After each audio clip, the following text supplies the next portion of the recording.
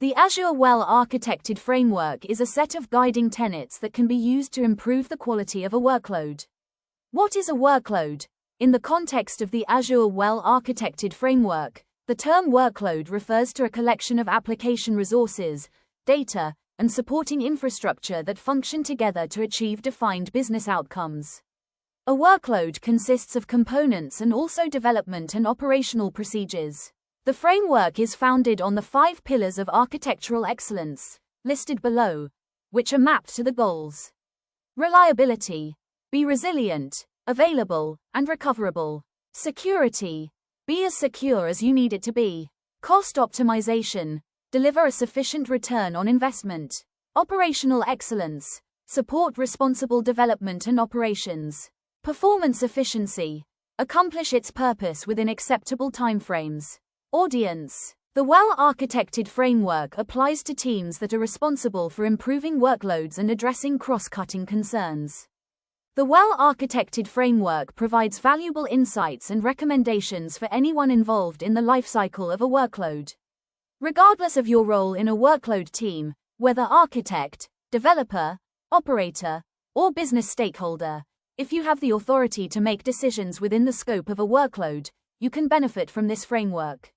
This guidance is beneficial regardless of the scale of your organization. Whether you're part of a large enterprise, a small business, or an independent software vendor, you can move a step closer to optimal design.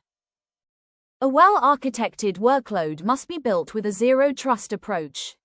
A secure workload is resilient to attacks and incorporates the interrelated security principles of confidentiality, integrity, and availability, also known as the CIA triad, in addition to meeting business goals. As you design your system, use the Microsoft Zero Trust model as the compass to mitigate security risks. Verify explicitly so that only trusted identities perform intended and allowed actions that originate from expected locations. This safeguard makes it harder for attackers to impersonate legitimate users and accounts. Use least privilege access for the right identities, with the right set of permissions, for the right duration, and to the right assets. Limiting permissions helps keep attackers from abusing permissions that legitimate users don't even need. Assume breach of security controls and design compensating controls that limit risk and damage if a primary layer of defense fails. Doing so helps you to defend your workload better by thinking like an attacker who's interested in success, regardless of how they get it. Security isn't a one-time effort. You must implement this guidance on a recurring basis. Continuously improve your defenses and security knowledge to help keep your workload safe from attackers who are constantly gaining access to innovative attack vectors as they're developed and added to automated attack kits. The design principles are intended to establish an ongoing security mindset to help you continuously improve the security posture of your workload as the attempts of attackers continuously evolve. These principles should guide the security of your architecture, design choices, and operational processes.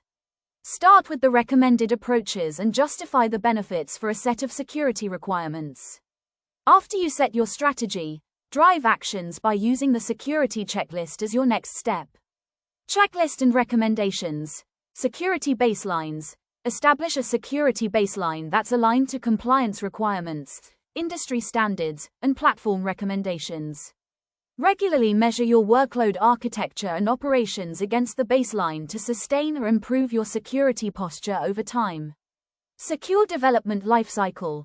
Maintain a secure development lifecycle by using a hardened, mostly automated, and auditable software supply chain. Threat analysis. Incorporate a secure design by using threat modeling to safeguard against security-defeating implementations. Data classification. Classify and consistently apply sensitivity and information type labels on all workload data and systems involved in data processing. Use classification to influence workload design, implementation, and security prioritization. Segmentation. Create intentional segmentation and perimeters in your architecture design and in the workload's footprint on the platform. The segmentation strategy must include networks, roles and responsibilities, workload identities, and resource organization. Identity and access management. Implement strict, conditional, and auditable identity and access management, IAM, across all workload users, team members, and system components. Limit access exclusively to as necessary. Use modern industry standards for all authentication and authorization implementations. Restrict and rigorously audit access that's not based on identity. Network controls. Isolate, filter, and control network traffic across both ingress and egress flows.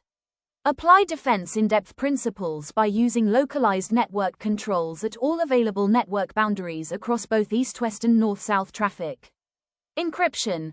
Encrypt data by using modern, industry-standard methods to guard confidentiality and integrity. Align the encryption scope with data classifications, and prioritize native platform encryption methods. Hardening resources. Harden all workload components by reducing extraneous surface area and tightening configurations to increase attacker cost. Application secrets. Protect application secrets by hardening their storage and restricting access and manipulation, and by auditing those actions. Run a reliable and regular rotation process that can improvise rotations for emergencies. Monitoring and threat detection. Implement a holistic monitoring strategy that relies on modern threat detection mechanisms that can be integrated with the platform. Mechanisms should reliably alert for triage and send signals into existing SecOps processes. Testing and validation. Establish a comprehensive testing regimen that combines approaches to prevent security issues, validate threat prevention implementations, and test threat detection mechanisms. Incident response. Define and test effective incident response procedures that cover a spectrum of incidents, from localized issues to disaster recovery. Clearly define which team or individual runs a procedure. The assessment is a review tool for self-assessing the readiness of your mission-critical workload in production. Working towards building a resilient mission-critical architecture can be a complex process. The assessment is organized in such a way that you'll be able to methodically check the alignment to the best practices for resiliency, reliability, and availability.